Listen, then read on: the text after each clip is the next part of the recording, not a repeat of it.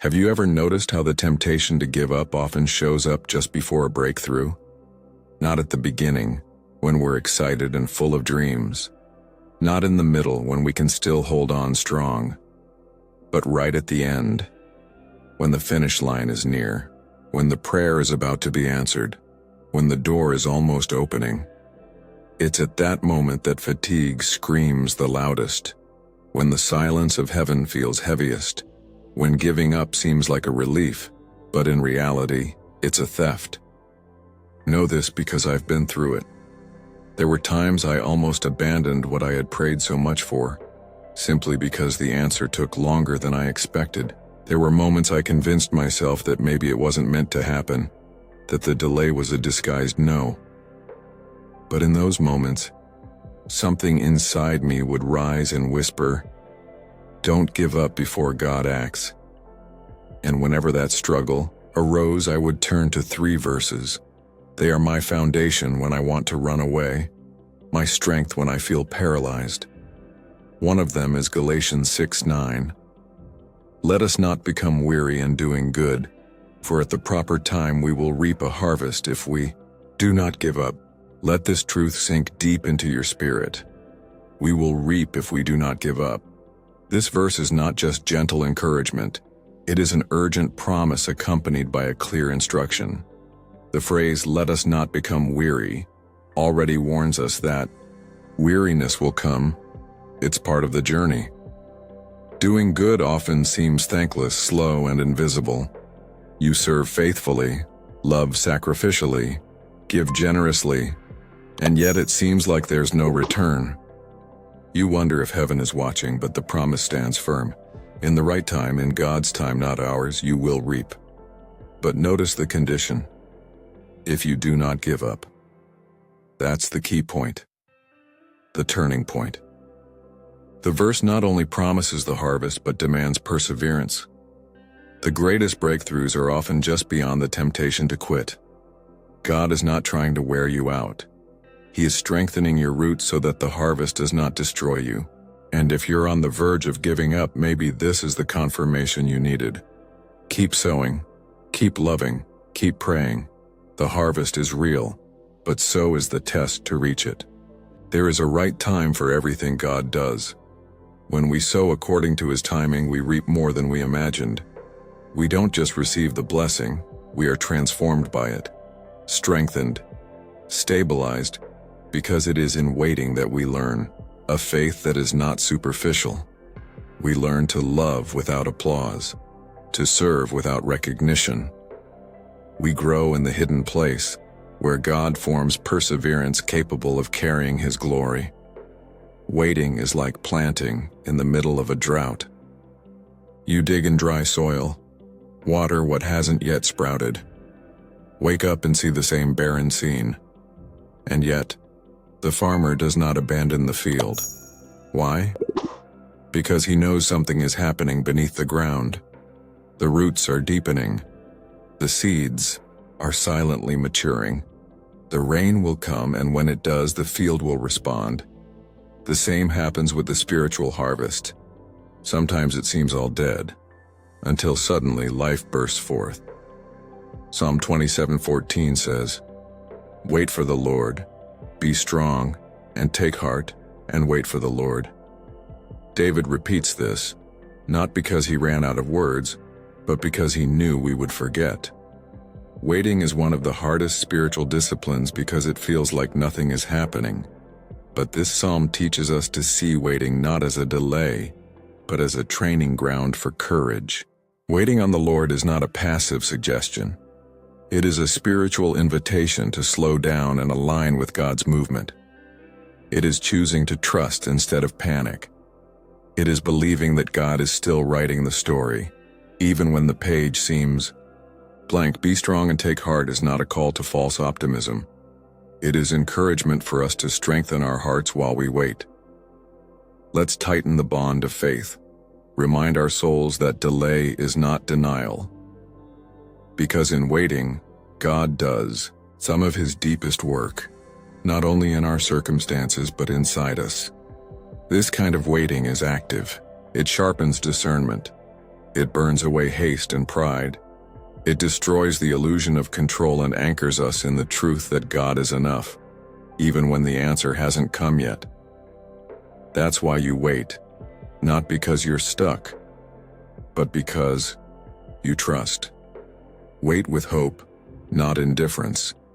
Wait knowing that what God builds in the dark will stand firm in the light. Waiting is not passivity. It is faith in action. The pressure that produces power, just as a cocoon is necessary for a butterfly to transform, the time of waiting may feel limiting, but it is exactly where transformation happens. If the process is interrupted too soon, the wings weaken. But if you endure to the end, what is born will be able to fly. God does not waste waiting. He weaves purpose into every stage, layer by layer, until the promise is strong enough to sustain itself. Isaiah 40:31 says, "But those who wait on the Lord shall renew their strength." This is not just a comforting phrase. It is a revelation of how God sustains His own. Waiting on the Lord requires a posture of surrender, not retreat. It is a waiting full of expectation, not giving up. It means entwining your heart with His, wrapping your weakness with divine strength. It's not standing still hoping, but actively trusting. The promise to renew strength is not only beautiful, it is real. Even if the situation around you does not change immediately, you change. The Hebrew word translated as renew means exchange. You give your weariness and receive endurance. You trade confusion for clarity. You exchange weakness for God's power, and it doesn't stop there. Isaiah describes those who wait on the Lord as those who soar like eagles, run without growing, weary, and walk without fainting. This is supernatural strength. It doesn't come from human effort but divine help. It's heaven lifting you up when logic says you should have fallen. The image of the eagle is deliberate. It doesn't struggle by flapping its wings, but waits for the right air current. When it spreads its wings and catches the wind, it is lifted effortlessly. This is the strength God promises, not one that runs out, but one that carries you. It's not about struggling more, but being sustained by grace. Sometimes God doesn't change the situation immediately because He's using it to transform you. The strength promised in Isaiah is not only to endure hard times, but to make you unshakable. Someone who not only asks for a miracle, but lives as if they have already received it. Someone whose faith stands firm even in frustration. If you feel like you can't go on, maybe God is calling you to stop trying on your own. Wait for Him. Let Him be the strength you no longer have. This morning, I don't know what you felt like giving up on. I don't know where you feel stuck, frustrated, or on the edge of quitting. But I do know one thing. God acts in His time, and that time is always the right time. If you give up now, you may never know what was on the other side of your perseverance. So before you give up, breathe. Before you quit, return to what God started. Before you say, "I can't anymore," remember who can do all things. You are closer than you think. The ground may seem dry, but the clouds are forming. The sky is changing. Something is about to happen. And what if today isn't just another hard day? What if today is the turning point? What if your obedience in the dark is creating a spiritual movement that will only be revealed in the light? Sometimes the greatest sign that the miracle is coming is not the answer appearing, but the strength you discover while waiting. It is not giving up. It is that silent prayer no one saw, but heaven heard. That is growth. That is God. That is faith that moves mountains even when the mountain is still there. So don't just wait. Wait with expectation. Wait with a burning heart and a peaceful soul. Wait like one who knows God hasn't forgotten. Wait like one who trusts the same God, who promised will also fulfill. And while you wait, worship. While you wait, be faithful. While you wait, Prepare like someone who already sees the answer coming. Don't give up before God acts. Good morning, Lord. I want to begin this prayer with no rehearsed words, but with raw and honest truth. Here it is. I've thought about giving up. I've considered letting it all go. Not because I stopped believing in you, but because I'm exhausted. And it's not a tiredness that sleep solves. It's the kind that settles deep in the bones of the soul. The kind of fatigue that sighs silently when no one is watching. That doesn't doubt you, but wonders if somehow I stopped noticing you. Last week, I sat on the edge of my bed already past midnight. The house was quiet, but my heart was screaming. I looked at the ceiling at nothing and whispered, "Is this even working?" It wasn't rebellion, it was exhaustion. I wasn't angry. I was empty. I have prayed. I have waited. I have obeyed, even when it cost me dearly. And yet I feel stuck between the promise and its fulfillment, between what I heard from you and what my eyes see. But here is the truth, Lord. I have not given up. I have not walked away. I am still here. I still offer you my tired hallelujah. I still hold, even with trembling hands, the line of hope, because deep inside me, there is something that still believes you have not finished, that this pain is not the end, but an invitation, the stretch before the breakthrough, the pressure before the release. So once again, here I am. I give you my tired and waiting heart. Strengthen me where hope has been slipping away. Strengthen my spirit where it is weak. Be the arms that hold me up when I can no longer stand firm. Confess that frustration has tangled itself in my thoughts and that disappointment tries to speak louder than your word. But I will not surrender my faith to my feelings. I choose to trust even without understanding it all. I refuse to curse this time of waiting. I will declare your goodness even in it. Will not let silence determine your presence, because I know you are the God who whispers in the stillness, the one who works behind the scenes. Give me sensitive ears to perceive what my eyes have not yet seen. Teach me to find your fingerprints, even in invisible things. Bring to mind every moment you have shown yourself faithful, the times you answered gently, yet completely. May these memories be the fuel that feeds my faith now. May my story with you silence the lies of the enemy trying to convince me that you have abandoned me. And when giving up seems reasonable, steady me in your word. Steady me in what you have already said. Steady me in the truth that my life is not built on shifting sand, but on the unshakable rock. You have never left me hanging, and I know this will not be the time. Sustain me, Lord, when impatience knocks at the door. Keep me humble when pride demands answers. Keep me close when distance feels easier. Do not allow me to give up on the brink of my miracle because my emotions shouted louder than my convictions. Once again, I place at your feet my timeline, every expectation, every silent cry, every door still closed. Every morning I woke hoping today would be the day. You gathered every tear, numbered every sigh, and wrote all my days before I lived them, and that includes today.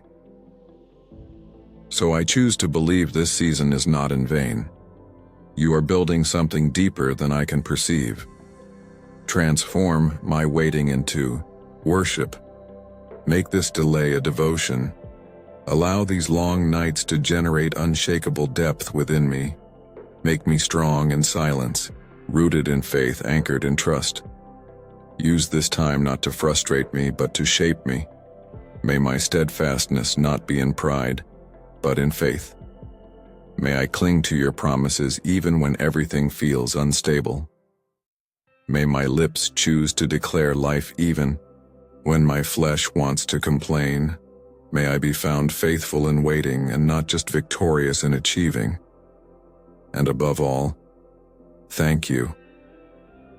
Thank you for not giving up on me, for staying near, even when I didn't notice, for defending me spiritually even when I didn't even know I was in battle, for sustaining me with an invisible grace that revealed itself as peace when everything around me suggested I would collapse, for sending this moment as a reminder that you still see me.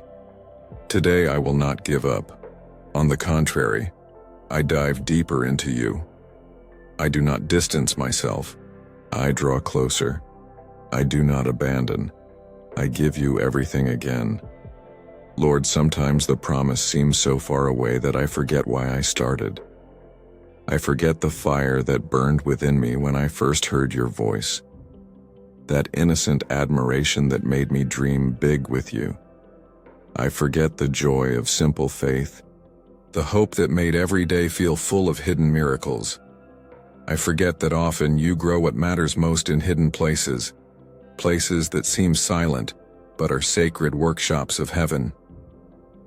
So before I ask for answers, give me a new look, a holy look. Allow me to see not only what I am waiting for, but what this waiting is producing in me. Help me recognize that you use time not to torture me, but to transform me. Open my heart to the beauty of your process, not just the promise. Remind me that waiting is not passive, it is prophetic.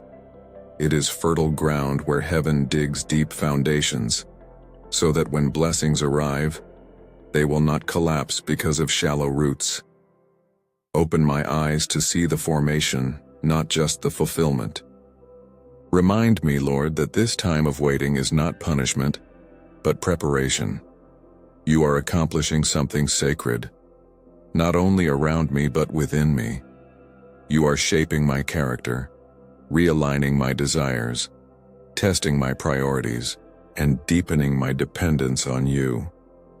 You are removing from me things I didn't even know I held so tightly. You are ensuring that the blessing does not arrive before I am ready to honor it. It is not just something external that you are doing. It is an internal work, and perhaps this is the miracle I would not notice if you acted prematurely. Perhaps the breakthrough I so fervently pray for will not begin with a door opening before me, but with a wall being broken within me. Perhaps the true gift is the intimacy built in these silent and challenging moments. Perhaps it is the courage that only arises in the absence of applause. Perhaps it is that unwavering faith that is not formed with easy answers but in the midst of the fire. Therefore, I let go of haste. I release the urgency to arrive.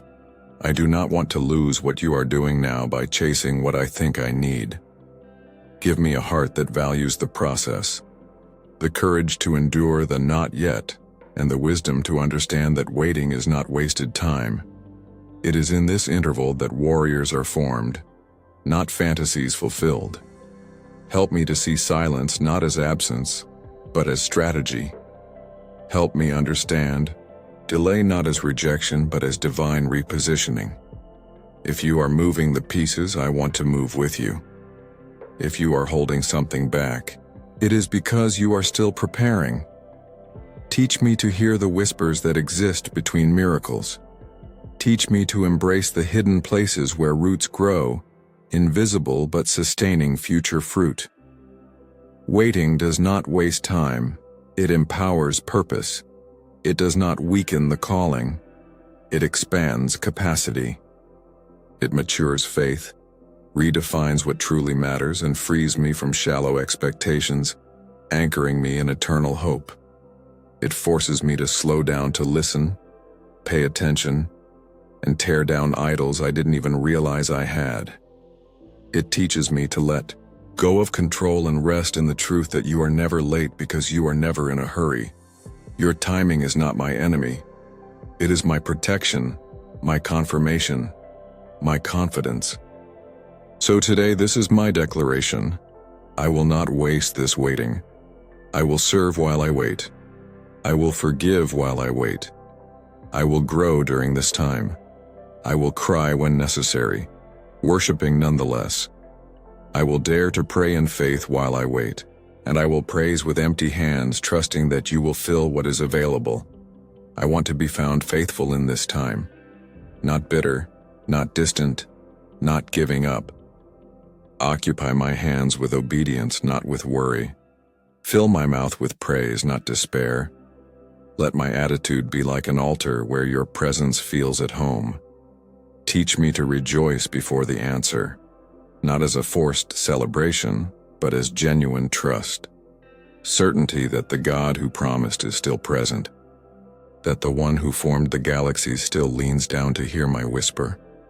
I want to laugh again, dance, worship, not because the battle is over, but because you are with me in it, and you never lose. I choose to believe that breakthrough is not just a moment, but a wave of transformation that you have already begun to move. Prepare my heart to sustain what you are about to release. Expand my spirit to receive without pride. Stretch my patience so I won't break under pressure. Remove from me any pride that could sabotage the blessing. Destroy every insecurity that diminishes the value of your calling. Cleanse every corner of my soul so that when the answer comes, there will be room for it to dwell. Do not allow me to lose the blessing by preferring relief over resilience, and may I not bow to the temptation to give up just because the path has become difficult. Strengthen me, Lord, when my emotions try to destabilize me. Steady my feet in your truth when feelings want to deceive me with lies. When impatience tries to take over, may your peace rise even stronger. When fear threatens to flood my mind, declare your calm over the storm. Teach me to fight, not with physical strength but with faith. This time is not just about bearing the weight but about caring well for it. It is about allowing your grace to work deeply, a silent work that no one applauds but that the entire heaven celebrates. So, Lord, I choose to care well for this moment, this breath of life. I give you my frustration and ask you to transform it into trust. I lay down my agenda to surrender to your sovereign control. I give up my idea of the right timing and rest in the certainty that everything you do is perfect, without haste, without chance, but with purpose. I will wait with hope, not with hurt. I will wait with surrender, not with distrust. I will wait praising, not complaining, because you are worthy of every second, every silent day, every season that matures me, every no that protects me, every yes that transforms me. You are faithful, and that means even the time of waiting is filled with purpose. You are not just leading me to a destination, you are shaping me to be someone capable of living the promise with honor, someone who not only receives the blessing, but becomes a blessing, someone who not only reaches the dream but has the structure to sustain it, protect it, and multiply it. So do your work, Lord. Shape me, prepare me. Use this time of waiting not to weaken me but to awaken me, not to delay me but to define me. And when the time comes, I will be ready, not only to receive, but to reflect your glory. I love you, I trust you, and I wait with you. In Jesus' name, amen. After a prayer like that, do you still want to give up? If you're still here reading these words, it means something inside you knows you were born for more than just quitting. That even with all the delay and the silence that seems deafening, you haven't let go of the promise. And that matters. It matters for your journey. It matters for your growth. And above all, it matters to God. Because your perseverance isn't weakness. It's a weapon. A strength that hell cannot calculate. And maybe the enemy is trying so hard to make you give up because you are so close to something sacred, to a door about to open, to becoming someone who not only overcomes disappointments but builds altars right in the middle of them. So tell me, in what area have you been tempted to give up because of the delay? What dream, promise, or mission have you set aside, not for lack of love, but because the silence made it seem like God had also abandoned you? Let Him speak in that place. Let Him breathe life over it.